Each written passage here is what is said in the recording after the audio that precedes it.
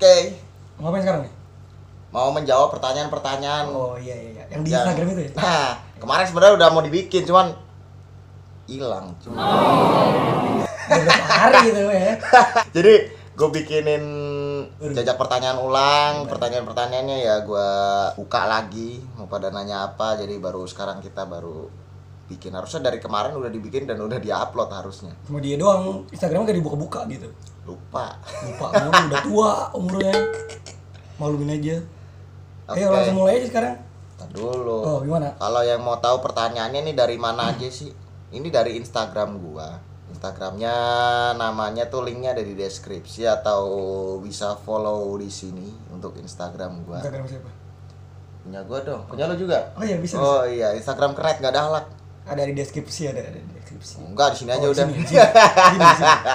Langsung aja.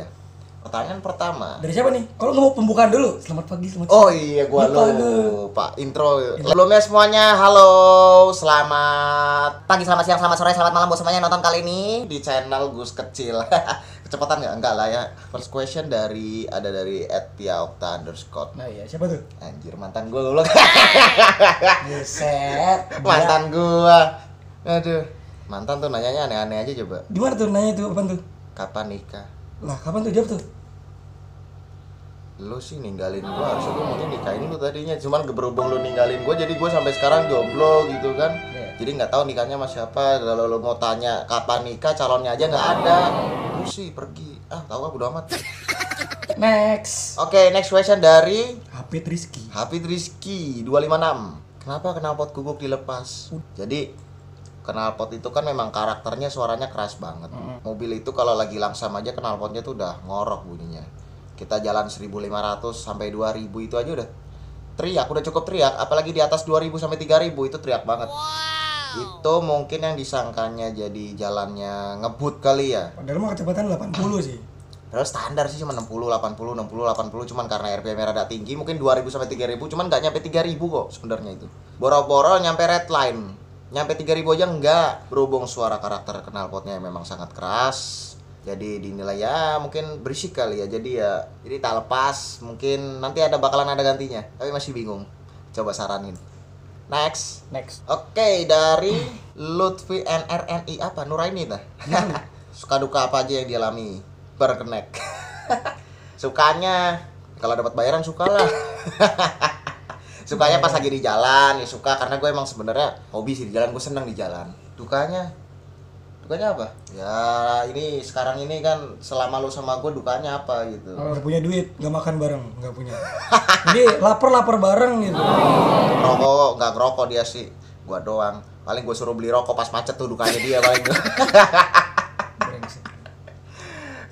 Ya begitu mungkin kira-kira ya namanya suka duka di jalan ya. Kadang ya suka ada aja orang memancing emosi di jalan, cuman sudahlah. Ya sudahlah, jangan terbawa emosi.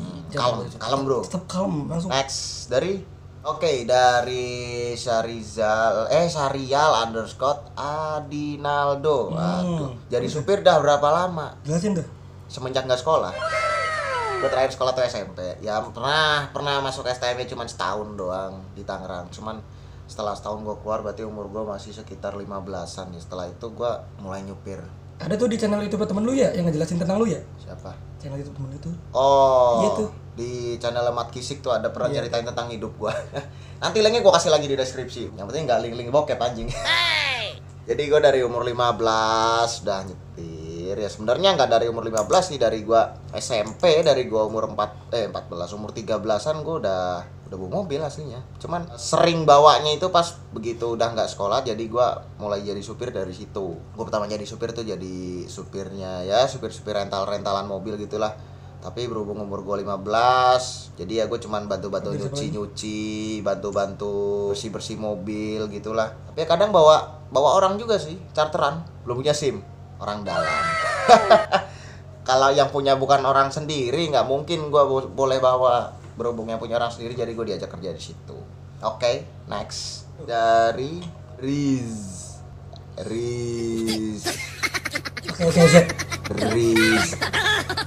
Kak ini huruf K doang tapi nggak ada A-nya, terus HD. Mungkin Rizky HD mungkin. Pertanyaannya Sam. rahasia gurita nempel kuat di kaca kabin truk gimana? Jadi gua kan nge-record perjalanan kalau di dalam kabin itu kan gue tempelin di kaca belakang itu kan pakai gurita itu. Jadi gua ngerekam itu pakai kamera depan kan. Untuk rahasia kuatnya gurita nempel di kaca. Itu lu kasih air aja. Ya terserah air apaan sih, bebas gitu, free ya. Ya.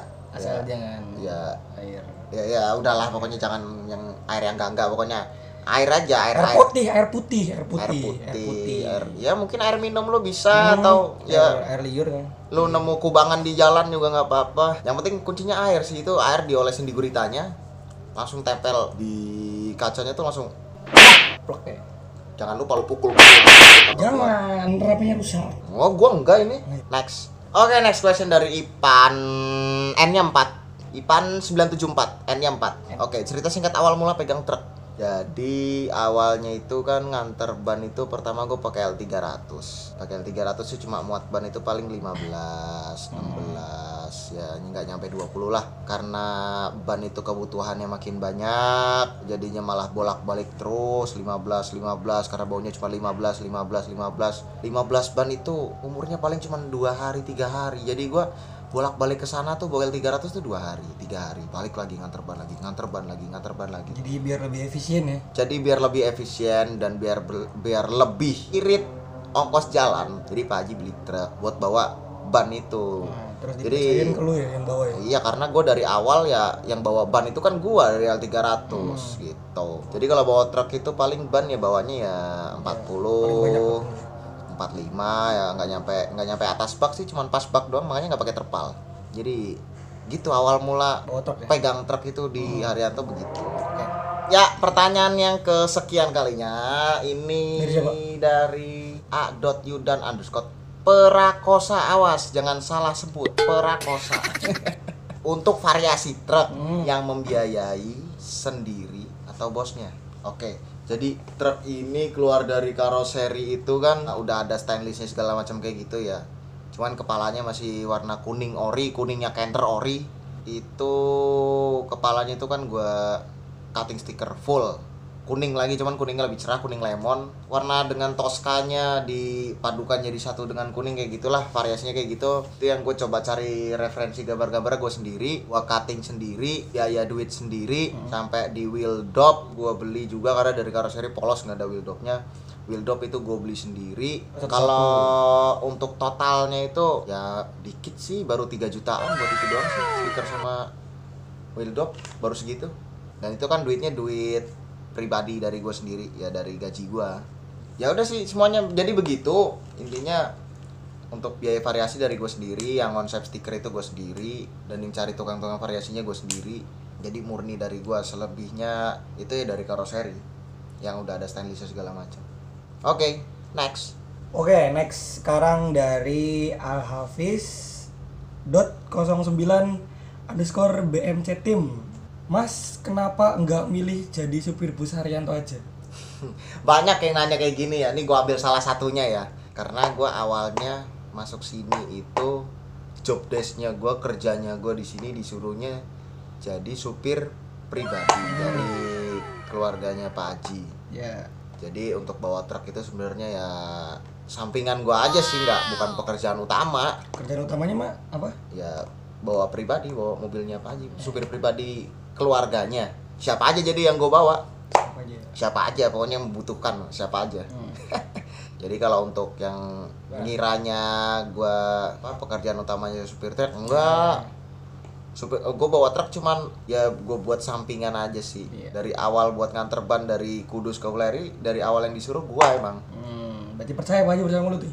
Iya, itu. Alhamdulillah gak sih? Alhamdulillah banget.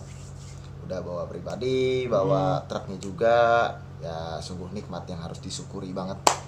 Next question dari hobi.literasi28. Apaan tuh? Kenapa nggak oleng? Banyak yang bilang gini, oleng tak jago. Bentar nih. Oleng-oleng kan emang dari dulu tuh buat hiburan sopir ya di jalan, tapi khusus sepi.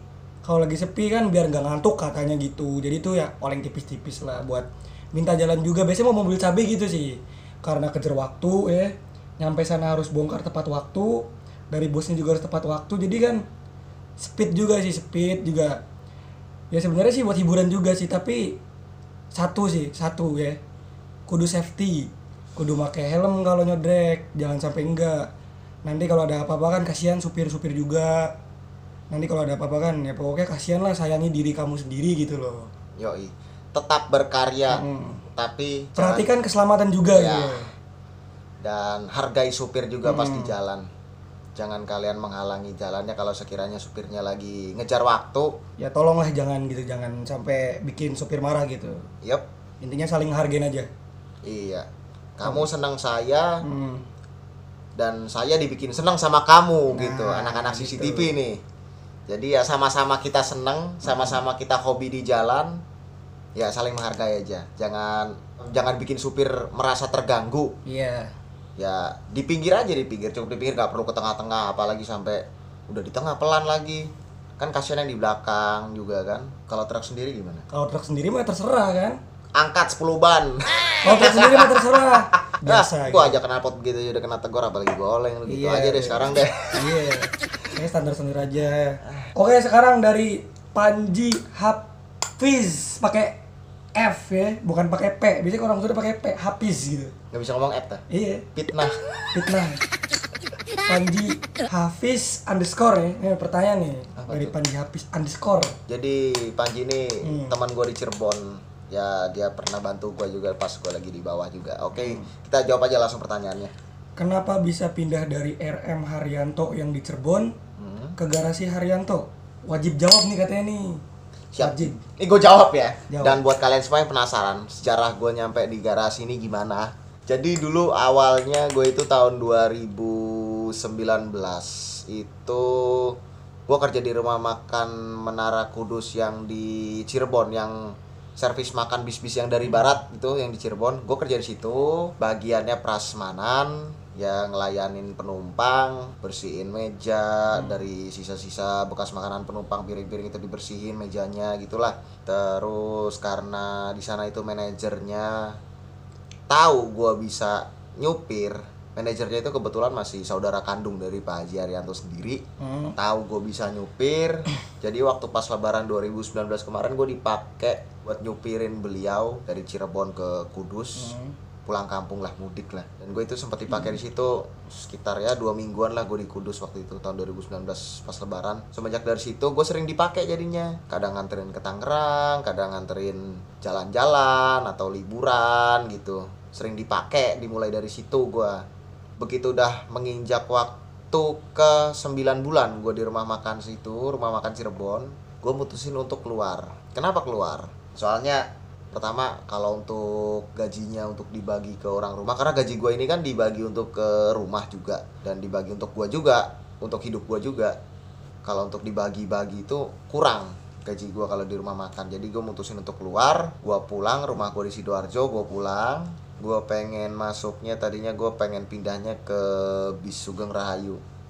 Sugeng Rahayu gue tuh mau ngelamarnya sih jadi kernet tadinya. Cuman kan berhubung tadinya kan data gue kan pindahan dari Jakarta. Tadinya kan rumah gue di Jakarta terus pindah ke Sidoarjo.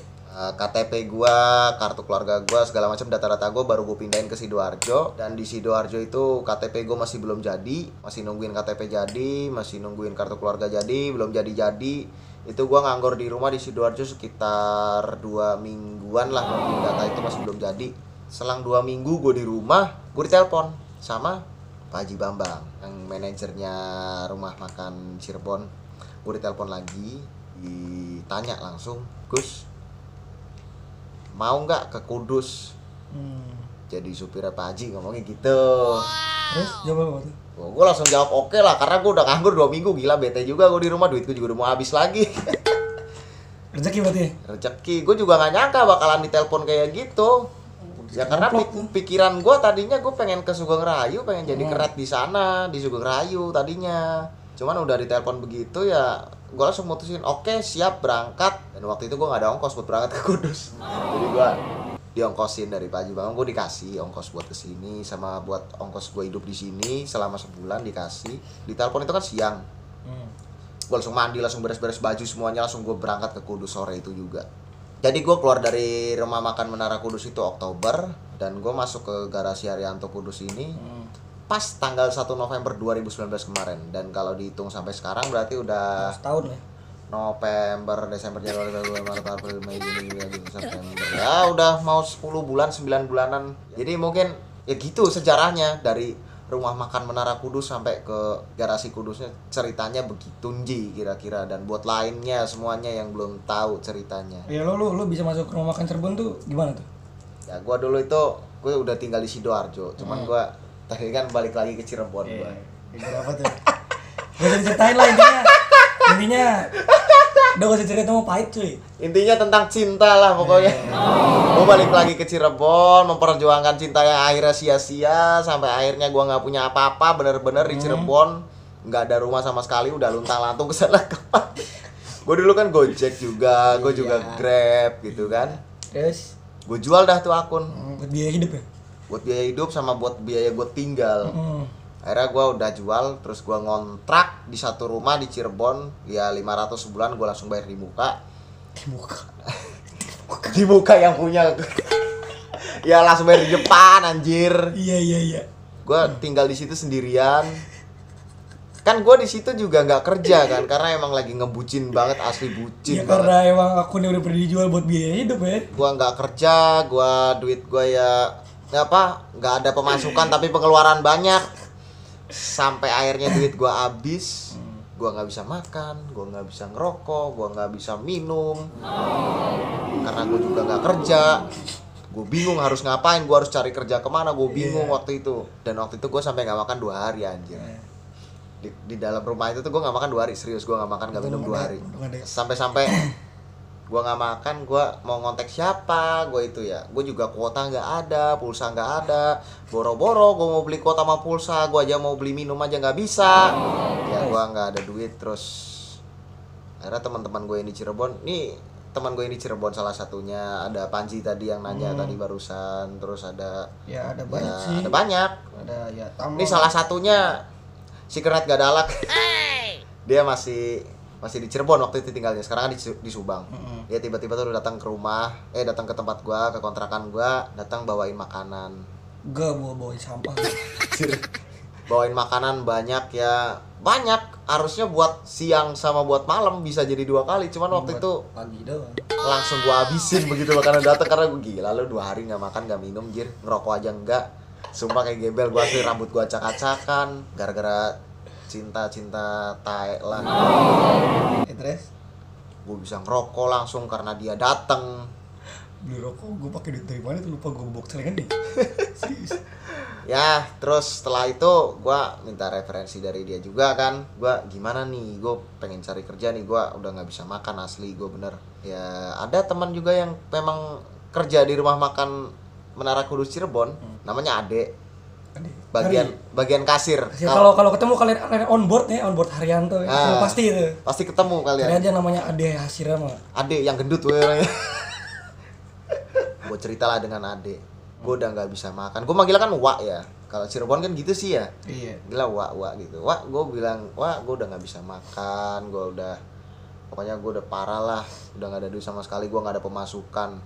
Sama sekali nggak ada pemasukan. Ajakin gue kerja lah di rumah makan. Gue bilang gitu. Dia ragu sama gue karena dia ngelihat gue biasanya gue tuh kerja enak, biasanya bawa mobil kemana-mana, kerja gue enak, duit nggak susah. Dengan keadaan gue yang seperti ini, dia ragu, Agus gengsi nggak sih kerja kayak gini, gaji segini doang, gengsi nggak? Dia tuh sempat ngeyakinin gue terus, lu bener mau kayak gitu terus, sampai gue yakinin dia juga, iya wah asli gue kalau nggak dari situ dari mana lagi, gue udah nggak ada uang, gue udah nggak bisa makan, gue bilang gitu. Oke, akhirnya dimasukin lah sama dia di rumah makan Menara Kudus Cirebon. Di situ dia ngomong, yaudah lu kerja dulu di sini, yang penting lu bisa makan, kalau ngerokok mah gampang, kita bisa join atau gue beliin. Tahu nggak, tiap hari gue dibeliin rokok sama dia, sebungkus tiap hari. Kalau dikaliin mah banyak kali ya. Lo mau kaliin sebulan rokok gua harganya berapa? Pokoknya sampai dia ngomong, ini sebulan pertama di sini berhubung lu nggak ada uang, gue jamin hidup lu. Tapi setelah lu dapat gaji, lu urus sendiri duit lu, gue udah nggak mau nanggung lagi. Yeah. Ya gue bilang ya udah makasih ya, lu dengan lu masukin gue ke sini aja Udah bersyukur ya. berterima kasih banget gue. Pahit lah pokoknya masa itu. Sampai akhirnya gue keluar kemarin itu aja nangis sebenarnya gue. Dia juga nangis, gue juga nangis.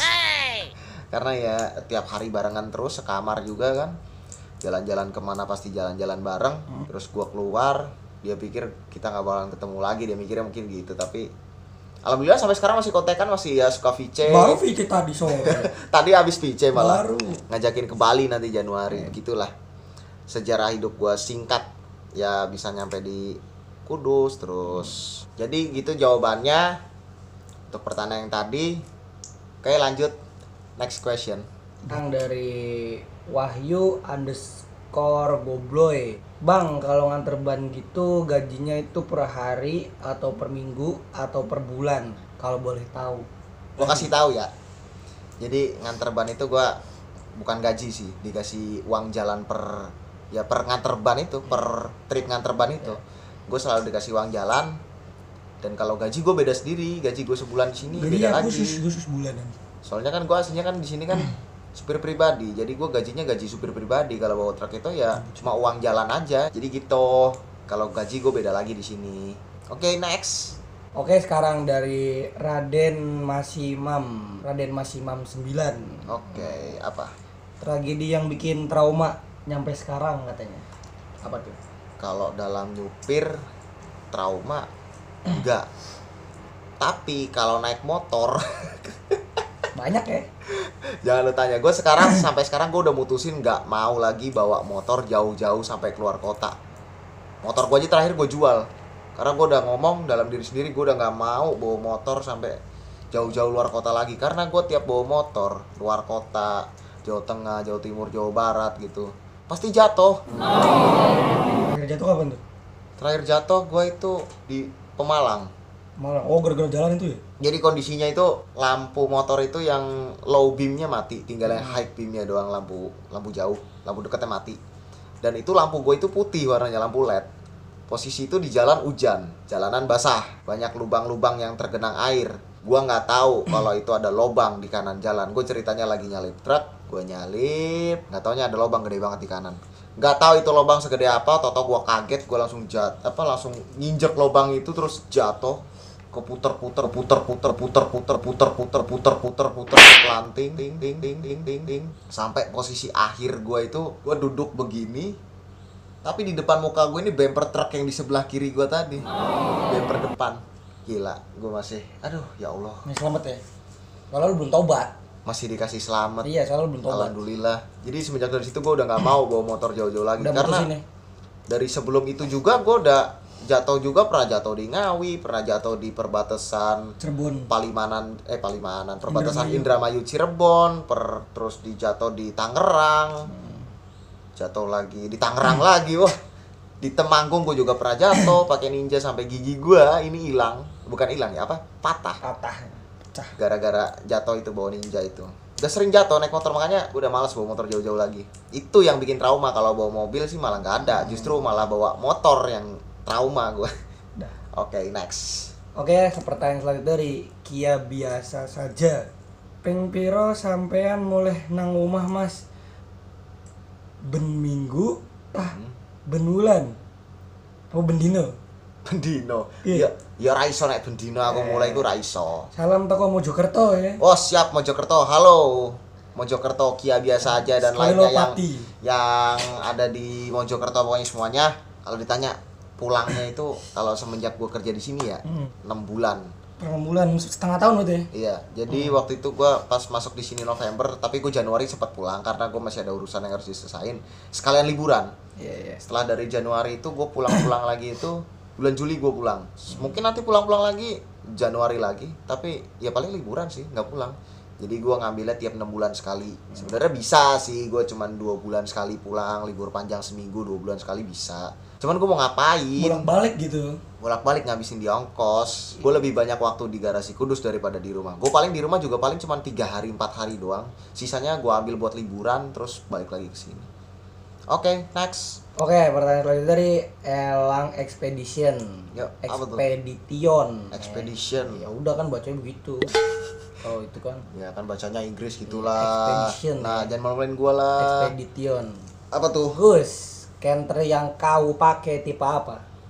HD 125 PS, bukan super speed. Eh. HD 125 PS. Sebelah ketutupan Itu. spotlightnya. Banyak yang ngira tipenya super speed tapi bukan. HD 125 PS. Next. Ya, ini kayaknya banyak yang nanya nih ya. Bang, udah punya voucher belum? Bang, udah punya voucher belum? Ini menanggapi dari semua pertanyaan ya. Saya ambil dari salah satu ya. Siapa tuh? Dari Anggara _Ivan _Arrafi. Oke. Coba jawab.